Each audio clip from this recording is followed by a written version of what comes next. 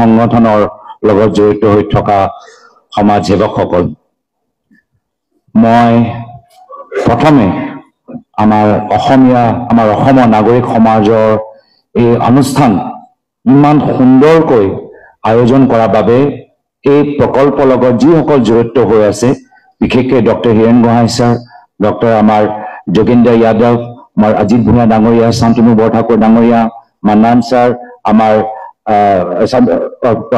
পৰেশ মালাকাৰ ডাঙৰীয়া, আমাৰ গোস্বামী বাইদেউ, মই আন্তৰিকভাৱে আজি এই সভা আয়োজন কৰাৰ ক্ষেত্ৰত আপোনালোকে যে ইমান দিনৰ পৰা কষ্ট কৰি আছে, আজি আপোনালোকৰ কষ্টৰ ফলটো আমি দেখা পাইছো।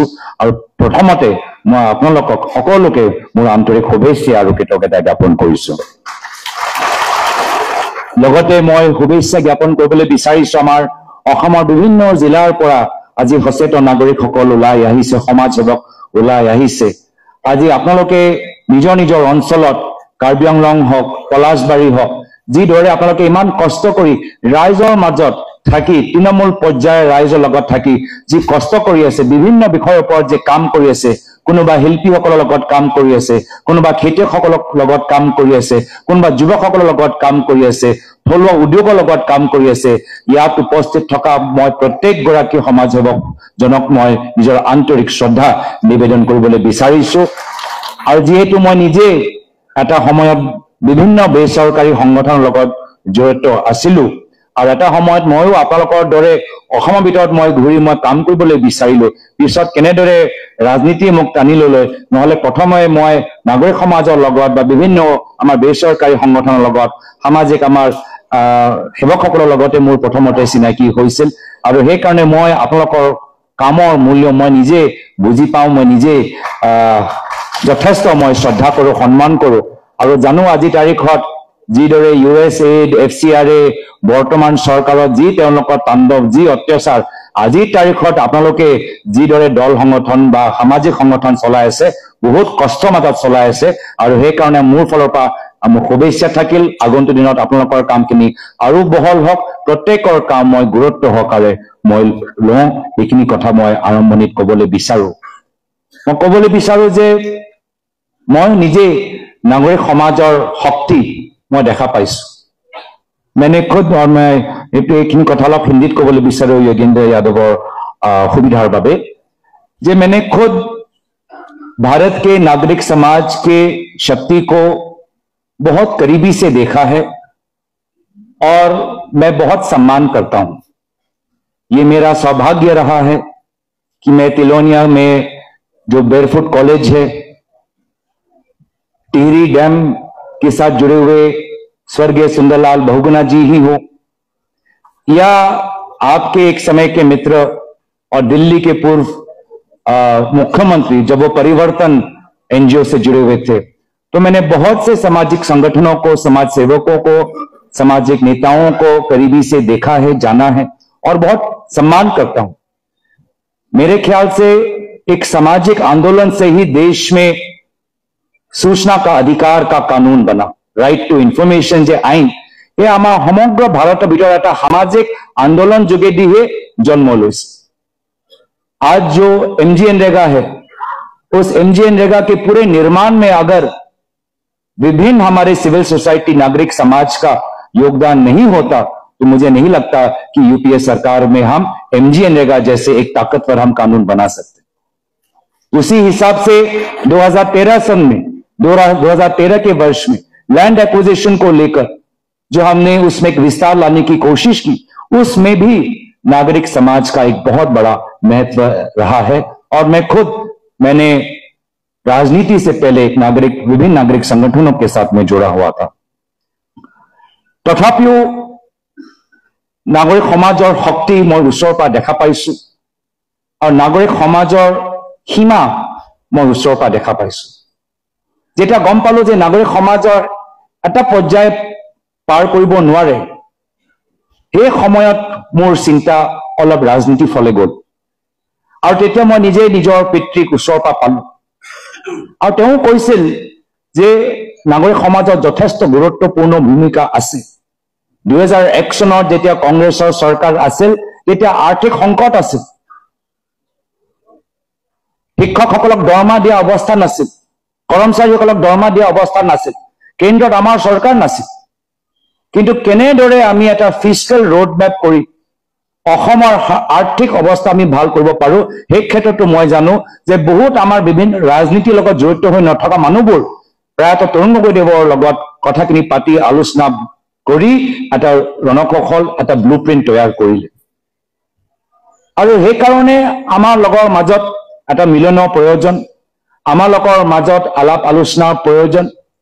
আৰু ক'ৰবাত যেতিয়া নিৰ্বাচনৰ কথা আহে, নিৰ্বাচনী ৰাজনীতি এটা বেলেগ জগত, সমাজ সেৱা এটা বেলেগ জগত। যিমান আমি চেষ্টা কিয় নকৰো, এই দুটা জগতৰ মাজত এটা সীমা থাকেই। সংস্কৃতি বেলেগ, নিয়মবোৰ বেলেগ, যি প্ৰক্ৰিয়া হ'ব লাগে সেই প্ৰক্ৰিয়াবোৰ অলপ বেলেগ হৈ যায়। আৰু সেইকাৰণে মই সদায় কওঁ যে বিশেষকৈ যেতিয়া ৰাজনৈতিক কথাবোৰ আহে, যেতিয়া ৰাজনৈতিক সিদ্ধান্ত ল'ব লাগে, কংগ্ৰেছ দল সকলৰ লগত কথা পাতিব। নিৰ্বাচনী ক্ষেত্ৰত কংগ্ৰেছ দল সকলৰ লগত কথা পাতিব, কংগ্ৰেছ দল সকলৰ কথাবোৰ শুনিব। আৰু সকলৰ কথা শুনিবলৈও আমি ইতিমধ্যে আৰম্ভ কৰিছো। কিছু ৰাজনৈতিক দলৰ নেতাৰ লগত ইতিমধ্যে বহিছো, কথাখিনি জানিবলৈ বিচাৰিছো, কথাখিনি ক'বলৈ বিচাৰিছো, কথাখিনি বুজিবলৈ বিচাৰিছো।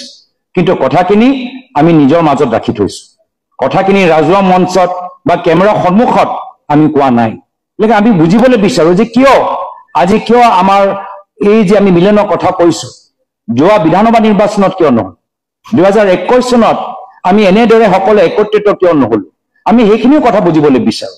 কিয় আমি 2021 চনত যদি মই ভাবো আমি এনেদৰে একত্ৰিত হলেহেঁতেন, আজি তাৰিখত অসমত আমাৰ চৰকাৰ হলহেঁতেন, ৰাইজৰ চৰকাৰ হলহেঁতেন। কিন্তু যি ভুল সেই সময়ত হল, কিবা কাৰণত আমাৰো তাত দায়িত্ব আছে, যি ভুল সেই সময়ত হল, যি কাম আমি সেই সময়ত কৰিব নোৱাৰিলো, আকৌ যে আমি একে ভুল আমি এইবাৰ নকৰো, তাৰ বাবে আমি অলপ কৌশলেৰে আমি আগবাঢ়ি যাবলৈ বিচাৰো, অলপ কৌশলেৰে আমি আগবাঢ়ি যাবলৈ বিচাৰো। কিয়নো আমাৰ আজিকালি পেগাছাছ ছফ্টৱেৰ আছে, যে আমাৰ অলপ CID মানুহো আছে, অলপ বি টিম। আজিকালি মই যেতিয়া ৰাজনীতিত সোমাইছিলো, বি টিম মই বুজিয়ে পোৱা নাই কি বি টিম, বি টিম মানে কি। আমাৰতো আৰু সন্মুখৰ পৰাই আমাৰ ৰাজনৈতিক যুদ্ধ হয়। পিছতে যেতিয়া মই নিজে ৰাজনীতিৰ বাবে অলপ অভিজ্ঞ হলো, গম পালো B team, C team, vote কটা, এইবোৰ চব মই গম পালো। নহলে মইতো খুব সহজ সৰলভাৱে ৰাজনীতিত সোমাইছিলো, যে আপোনালোকৰ যিখিনি কাম কৰি থাকে খেতিয়কসকলৰ লগত, মাটি পট্টাৰ লগত, এইখিনি কাম আমি ৰাজনৈতিক মঞ্চৰ যোগেদি গম পালো। ৰাজনীতিত ভৰি দিয়াৰ পিছতে গম পালো B team, C team, vote কটাৰ, এইবোৰ চব আমি গম পালো, পইচাৰ খেল। আৰু সেইকাৰণে আমাক বহুত সজাগ হোৱাটো উচিত আৰু কৌশলেৰে আগবাঢ়ি যোৱাটো উচিত। এটা কথা योगेंद्र यादव डांगरिया কৈছে, और সেইখিনি কথা আমাক मन दिया तो खूब उचित। आपने योगेंद्र यादव जी ने एक बहुत अच्छी बात रखी, वो बात रखी वोटर लिस्ट की। आपने कहा कि बिहार में जो हो रहा है वो कल को जाके असम में होगा। मैं आपको कहना चाहता हूं इस मंच से कि वो कल को जाके होगा नहीं, वो आज हो रहा है। आज ही तारीखत हो আছে, আজি তাৰিখত ভোটাৰ লিষ্টৰ ৰিভিজন হৈ আছে। মই আপোনালোকক ক'বলৈ বিচাৰো, আজি তাৰিখত যদি আপোনালোকে চাই, বহুতৰ নাম আজি তাৰিখত ৰিভাইজ ভোটাৰ লিষ্টত নাপাব। আমি পঞ্চায়ত নিৰ্বাচনত দেখা পালো যে যিসকলে লোকসভাত ভোট দিলে তেওঁলোকে পঞ্চায়তত ভোট দিব নোৱাৰিলে। हमने पंचायत निर्वाचन अभी कुछ महीने पहले देखा, 7-8 महीने पहले जिन्होंने लोकसभा में वोट दिए, बहुत से जगह पे वो पंचायत में वोट नहीं दे पाए, उनका बूथ शिफ्ट हो गया, उनका नाम उड़ गया। तो उनका जो ये शैतानी है वो अभी से शुरू हो गया है। और हे कारणे আজি এই নাগৰিক মঞ্চ পাইছো, हे कारणे কৈছো যে আজি তাৰিখত আমি ৰাজনৈতিকভাৱে মিত্ৰতা হ'ব লাগে, আমি এইখিনি কথা পাতিব লাগে। কিন্তু ৰাইজে যে ভোট দিব এই যে অধিকাৰ লাহে লাহে বিজেপি RSS কাঢ়ি লৈ গৈছে, ভোটৰ দিয়া অধিকাৰ ওপৰত যে বিজেপি RSS আক্ৰমণ কৰিছে, আজি তাৰিখত আটাইতকৈ প্ৰাসংগিক কথা হৈছে যে আমি অসমৰ মানুহৰ মাজত এটা বিশাল আমাৰ ভোটৰ সজাগতা সভা বা এটা অভিযান আমাক আৰম্ভ কৰিব লাগিব। আপোনালোকে য'তে আছে, আপোনালোকে যিসকলৰ লগত কাম কৰে তেওঁলোকক বুজাওক যে কেনেদৰে ইলেকশ্যন কমিশনৰ ৱেবছাইট খুলিব লাগে, কেনেদৰে ৱেবছাইট খোলোতে এপিক কাৰ্ড লাগিব, কেনেদৰে এপিক কাৰ্ড লগত আপোনালোকে নিজৰ ভোটাৰ তালিকাত নিজৰ নাম আছে নে নাই সেইটো চেক কৰক, আৰু কিবা কাৰণত যদি নাই কেনেদৰে এপ্লাই কৰিব লাগে। মই আজিৰ তাৰিখত মই কৈছো, মই ইনফৰমেশ্যন পাইছো, যিদৰে তেওঁলোকে ৰিভাইজ কৰিছে, এটা ৰিভিজন হৈ গ'ল, অহা কিছুমাহ পাছ দ্বিতীয় ৰিভিজন আৰম্ভ কৰিব। 20% নাম ইতিমধ্যে আমাৰ ভোটাৰ লিষ্টত নাম নাই, 20% নাম ইতিমধ্যে তেওঁলোকে উৰাই দিলে। কিমান এটা আমি ডাঙৰ এটা সংকটত আছো। তো সেইকাৰণে আজিৰ তাৰিখত যদি এটা সিদ্ধান্ত নাগৰিক মঞ্চৰ লগত, বিভিন্ন সামাজিক সেৱকসকলৰ লগত, বিভিন্ন সামাজিক সংগঠনৰ লগত যদি এটা বাৰ্তা ইয়াৰ পৰা যাব লাগে যে এজনো ভাৰতীয় নাগৰিক, এজনো অসমীয়া নাগৰিকৰ ভোট দিয়া অধিকাৰ আমি হিমন্ত বিশ্ব শৰ্মা ডাঙৰীয়াক কাইলৈ যাবলৈ নিদিওঁ। एक भी भारतीय नागरिक का वोट देने का अधिकार हम बीजेपी और आरएसएस को छीनने नहीं देंगे। और यार दायित्व कोने लব? यार दायित्व আমি সকলোৱে লব লাগিব। ৰাইজ আমাক ভোট দিবলৈ বিচাৰে, আপোনালোকে যিবোৰ বিষয়বোৰ উত্থাপন কৰিলে প্ৰত্যেক বিষয়বোৰ সঁচা। আজি মই নিজেই দেখিছো যে আজি ট্ৰাইবেল কাউন্সিলৰ মাটিৰ ওপৰত হিমন্ত বিশ্ব শৰ্মা ডাঙৰীয়াৰ বিশেষ চকু। ক'ৰবাত 9,000 বিঘা, ক'ৰবাত 18,000 বিঘা, ক'ৰবাত 12,000 বিঘা, ক'ৰবাত 6,000 বিঘা। কিয়? কি এই ট্ৰাইবেল কাউন্সিলৰ ভিতৰত মানুহৰ ওচৰত সেই ভূমিপট্টাটো নাই, আৰু কাউন্সিলৰ ভিতৰত এনেদৰে নেতৃত্ব আছে যি নেতৃত্ব হিমন্ত বিশ্ব শৰ্মা ডাঙৰীয়া ৰিমোট কণ্ট্ৰল পৰা যি মেছেজ পায় তাৰ মতে কৰে, আৰু নিজৰ জনজাতিৰ লগত আজি তেওঁলোকে বিশ্বাসঘাত কৰিছে। আজি সেইকাৰণে আজি আমাৰ সামূহিকভাৱে আমাৰ দায়িত্ব যে অসমীয়া খিলঞ্জীয়া জনজাতিৰ মাটি আমি হিমন্ত বিশ্ব শৰ্মা ডাঙৰীয়াক ইমান সহজ সৰলভাৱে আমি কাইলৈ যাবলৈ নিদিওঁ। বিভিন্ন জনজাতিৰ আবেগ আছে, স্বাভিমান আছে, আকাংক্ষাই আছে, ৰাজনৈতিক সপোন আছে, কিন্তু এটা ওপৰত এটা কেতিয়াবা গাহৰি মাংস, গৌ মাংস লৈ আমাৰ বিভিন্ন জনগোষ্ঠী জনজাতি যে ৰাজনৈতিকভাৱে আশা, তাৰ ওপৰত চেঁচা পানী হিমন্ত বিশ্ব শৰ্মা ডাঙৰীয়াই পেলাবলৈ বিচাৰিছে, সমাজৰ মাজত বিভ্ৰান্তি সৃষ্টি কৰিবলৈ বিচাৰিছে। তো আমাক ৰাইজক বুজাব লাগিব, ভোটাৰসকলক বুজাব লাগিব যে আমি বিজেপি আৰএছএছৰ জালত আমি ভৰি নিদিওঁ। অহা বছৰ আমি এই সাম্প্ৰদায়িক ৰাজনীতি বিদায় দিম, আৰু ৰাইজৰ নেতৃত্বত ৰাইজৰ পৰামৰ্শ অনুসৰি আমি এটা চৰকাৰ গঠন কৰিম। নহলে আজি এটা পিছত এটা আমালোকৰ মাজত বিভ্ৰান্তি সৃষ্টি কৰা বিষয়বোৰ তেওঁলোকে আনিবলৈ চেষ্টা কৰি আছে। আমি বুজিব লাগিব যে আজি কাৰ্বি আংলঙত কাৰ্বি মানুহৰ আবেগ কি, আমি বুজিব লাগিব যে কোকৰাঝাৰত বড়ো মানুহৰ আবেগ কি, আমি বুজিব লাগিব পলাশবাৰীত ৰাভা মানুহৰ আবেগ কি, আমি বুজিব লাগিব লখিমপুৰত সোণোৱাল কছাৰী মানুহৰ আবেগ কি, আমি বুজিব লাগিব যে আমি যিসকল আছো আমি সংবিধানক আমি সন্মান কৰো, আৰু সংবিধানে প্ৰত্যেক ভাৰতীয় নাগৰিকক সমান শ্ৰেণী দিয়ে, সমান মৰ্যাদা দিয়ে।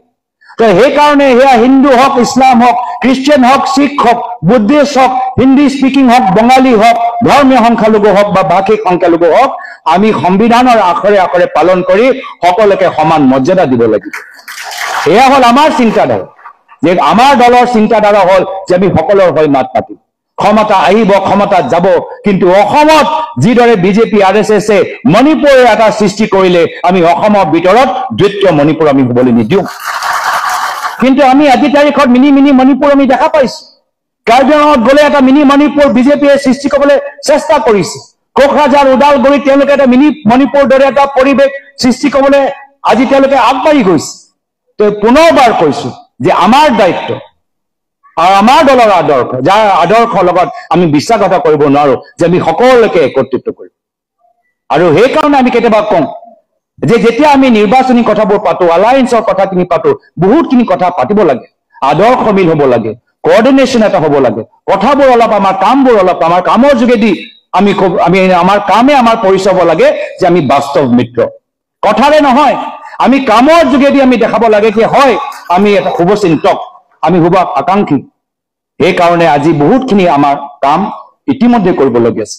সংগঠনৰ ক্ষেত্ৰত আমাৰ হেমৰয় গুডৱিনে ভাল কথা কৈছে যে বাগানৰ ভিতৰত তেওঁ বাগানৰ বিভিন্ন বাগানৰ সংগঠনৰ লগত আজি তেওঁ চিনাকি আছে। তেওঁ নিজে কৈছে যে বাগানৰ ভিতৰত আজি আৰএছএছে কিদৰে প্ৰভাৱ কৰিছে।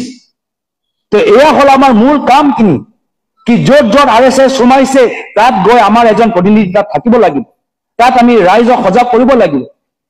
যিদৰে বিহাৰত তেওঁলোকে ভোটৰ লিষ্ট সলনি কৰিছে, আজিৰ পৰা আমাৰ ভোটৰ লিষ্টৰ ওপৰত আমি বৃহত্তৰ চকু দিব লাগিব। কথাখিনি আমি সকলোৰ লগত পাতি থাকিম, কথা পাতিম, কথা শুনিম, ক'ৰবাত আমাকো নিজকে শুদ্ধ কৰিব লাগিব। আমি স্বীকাৰ কৰিছো, আমি যে চব কথা জানো নহয়, আমি স্বীকাৰ কৰিছো। মই প্ৰথম দিনতে কৈছো, আজিও কৈছো, আগন্তুক বিধানসভা নিৰ্বাচন কংগ্ৰেছে অকলে খেলি নিদিয়ে। আগন্তুক বিধানসভা নিৰ্বাচন কংগ্ৰেছে অকলে নেখেলিব। কংগ্ৰেছে বিভিন্ন লগত, সকলোৰ লগত কথাখিনি পাতি আমি আগবাঢ়ি যামগৈ। আজি কথা যোগেন্দ্ৰ যাদৱ ডাঙৰীয়াই কৈছে, এই একেখিনি কথা মই একমত, যে মাত্ৰ ৰাজনৈতিক দলৰ ওপৰত নিৰ্ভৰ নহয়। যেতিয়া নিৰ্বাচন আহিব, মাত্ৰ ৰাজ্য চৰকাৰ নহয়, গোটেই বিজেপি RSSৰ শক্তি আজি অসমৰ ওপৰত তেওঁলোকে জাপি দিব। বাহিৰৰ পৰা RSS আহিব, UP পৰা RSS আহিব, মধ্যপ্ৰদেশ পৰা RSS আহিব, বিহাৰৰ পৰা RSS আহিব, বিজেপি দলৰ মুখ্যমন্ত্ৰীবোৰ আহিব, মহাৰাষ্ট্ৰৰ মুখ্যমন্ত্ৰী আহিব, উত্তৰ প্ৰদেশৰ মুখ্যমন্ত্ৰী আহিব, গোৱাৰ মুখ্যমন্ত্ৰী আহিব। তেওঁলোকেও জানে যে অসম কিমান গুৰুত্বপূৰ্ণ। সকলৰ সম্পূৰ্ণ বিজেপি RSSৰ তাকত তেওঁলোকে অসমত লগাব। আৰু সেইকাৰণে আমিও প্ৰস্তুত। আমিও এটা সৰু দল নহয়, আমিও মাত্ৰ অসম প্ৰদেশ কংগ্ৰেছ নহয়, য'ত য'ত আমাৰ কংগ্ৰেছ আছে আমি সেই সকলক আমি অসমত আমি নমাম। আমি সেই সকলক অসমত আমি নমাম। আমাৰ য'ত য'ত আমাৰ চৰকাৰ আছে, যদি আমাৰ হিমাচলত আমাৰ চৰকাৰ আছে, যদি আমাৰ কৰ্ণাটকত আমাৰ চৰকাৰ আছে, যদি আমাৰ তেলেংগানাত আমাৰ চৰকাৰ আছে, যদি ঝাৰখণ্ডত আমাৰ মিত্ৰ চৰকাৰ, আমাৰ মুখ্যমন্ত্ৰী হেমন্ত সোৰেন ডাঙৰীয়া আছে, আমিও কংগ্ৰেছ দল এই জোৰটো গোটেই আমাৰ বিশাল আমাৰ ৰাষ্ট্ৰীয় দলৰ লগত লৈ আমি আগবাঢ়ি যামগৈ।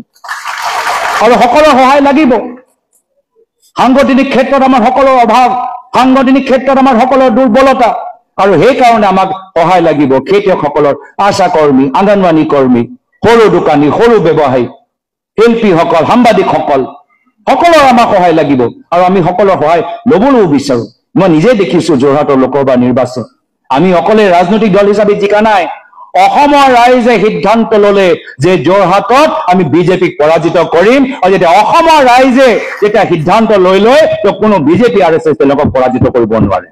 তো সেইকাৰণে মই ভাবো অহা নিৰ্বাচন ভাল নিৰ্বাচন হ'ব, মনোৰঞ্জন হ'ব, কষ্ট হ'ব, অন্যায় হ'ব, অত্যাচাৰ হ'ব, আৰু শেষত ৰাইজে জিকিব। যুঁজ এখন হ'ব, এইবাৰ যুঁজ এখন হ'ব, আৰু আমিও যুঁজৰ বাবে প্ৰস্তুত। আৰু যুঁজটো জিকিবলৈ বাবে আমাক যি ত্যাগ কৰিব লাগে, আমাক যি বলিদান দিব লাগে, যদি মোক জেললৈ যাব লাগে, অসমৰ জনসাধাৰণৰ স্বাৰ্থত আমি যিকোনো পৰ্যায় আমি যাব পাৰিম। যুঁজ এবাৰ হ'ব, আমি সকলোৱে যুঁজিম, আমি সকলোৱে জিকিম। এইখিনি কথা কৈ মই নিজৰ চমু ডেকাৰ সামৰিছো। ধন্যবাদ। গৌৰৱ গগৈ ডাঙৰীয়াক বহুত বহুত ধন্যবাদ। তেওঁৰ উদাত্ত